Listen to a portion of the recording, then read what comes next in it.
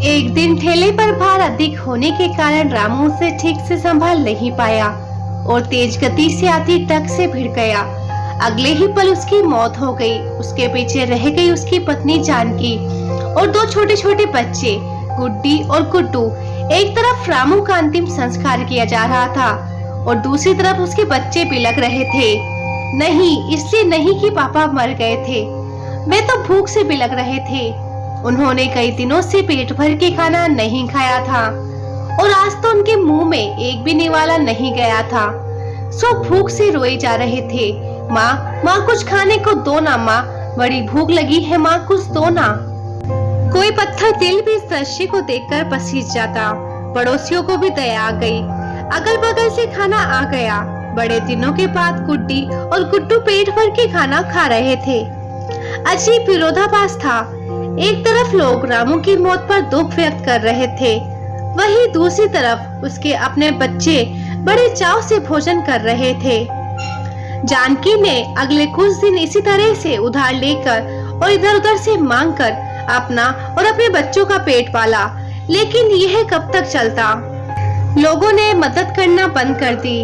जानकी पागलों की तरह काम खोजने लगी, लेकिन तमाम कोशिशों के बावजूद भी किसी ने उसे काम नहीं दिया। जब थक हार कर घर लौटी तो बच्चे उम्मीद से उसकी तरफ देखने लगे।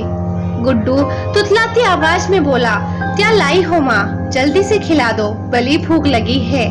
माँ रो पड़ी और बच्चे समझ गए कि माँ के पास कुछ भी नहीं है। एक पल के लिए अजीब सा सन्नाटा पसर गया। फिर गुड्डी बोली, माँ ये गुड्डू कब मरेगा? पागल हो गई है, ऐसा क्यों बोल रही है? माँ ने डांटते हुए बोला। गुड्डी ने कहा, माँ जब पापा मरे थे तो उस दिन हम लोगों ने पेट भर के खाना खाया था। गुड्डू मरेगा तो फिर खाना आएगा ना। गुड्डी की बातें सुनकर माँ की आंखें फटी की फटी रह गई। उसके पास गुड्डी की बात का कोई जवाब ना था।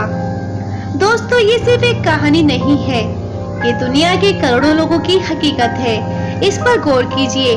जिस खाने को हम थाली में ऐसे ही छोड़ देते हैं, उसकी कीमत को समझिए। बचपन से हमें अन्न का आदर करना सिखाया जाता है, लेकिन हमने कभी असल भूख नहीं देखी होती, इसलिए हम उसका आदर करना नहीं सीखते।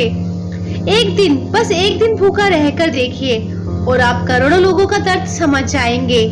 चलिए हम प्रण करें कि हम कभी भी अन्न का अपमान नहीं करेंगे, हम कभी भी खाना बर्बाद नहीं करेंगे, हम कभी भी होटल जाकर दो लोगों के बीच 4 लोगों का खाना नहीं मंगाएंगे।